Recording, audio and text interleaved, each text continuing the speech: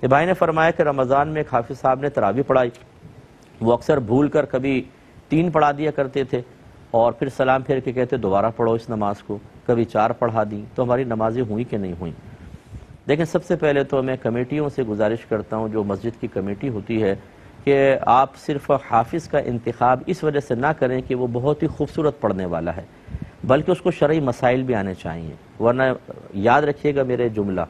تمام لوگوں کی نمازوں کی بربادی کا وبال آپ پر ہوگا۔ اگر بعض حافظ ایسے ہوتے ہیں بالکل ان کو مسئلے نہیں آتے، نہ وضو کے مسائل، نہ غسل کس طرح واجب ہوتا ہے، غسل کیسے اتارا جاتا ہے، حالت جنابت کا غسل کیسے کیا جاتا ہے، نہ ان کو نجاستوں کی پہچان پتہ ہے، نہ ان کو کپڑے پاک کرنا آتے ہیں، جس گھر سے ان کا تعلق ہوتا ہے ان کے گھر کی خواتین سے معلوم کر لیں کہ آپ کو کپڑے پاک کرنا آتے ہیں، نو،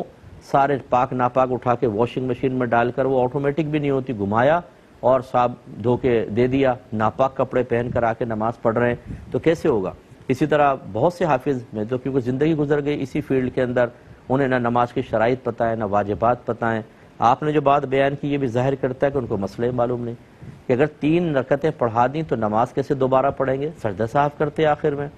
اور اگر 2 رکعت کے بعد اتحیات میں نہیں بیٹھے اور تیسری کا سجدہ کر لیا تو نماز گئی،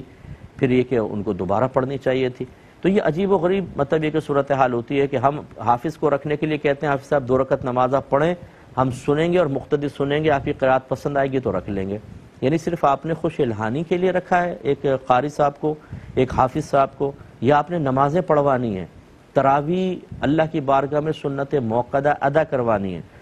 تو اگر آپ نے صرف خوش الہانی دیکھنی ہے، باقی چیز نظر انداز کریں تو شریعت اس کو قبول نہیں کرتی ہے۔ اس لیے خوش الہان نہ بھی ہو، مسائل جانتا ہو، سب سے پہلی چیز، اس کے بعد خوش الہانی بھی ہو تو بہت اچھی بات ہے۔ تو بہرحال اب آپ کے حافظ صاحب نے جو کچھ کیا، آپ میرا مشورہ یہ ہوگا کہ آپ یاد کریں، لوگوں سے مشورہ کریں، اس کو لکھیں اور اپنے قریبی اہل سنت کے کسی دارالعلوم سے اس پہ فتویٰ لیں، ریٹن فتویٰ، اور وہ کمیٹی تک پہنچائیں دائرہ ادب میں رہ کر کہ یہ معاملات ہوئے ہیں، نیکسٹ ٹائم ذرا احتیاط کریں، اس قسم کے جو لا علم اور علم دین سے خالی حافظ صاحب ہیں ان کو نہ کھڑا کریں، ورنہ ہماری نمازیں برباد ہوتی ہیں اور وبال آپ پر بھی ہوگا۔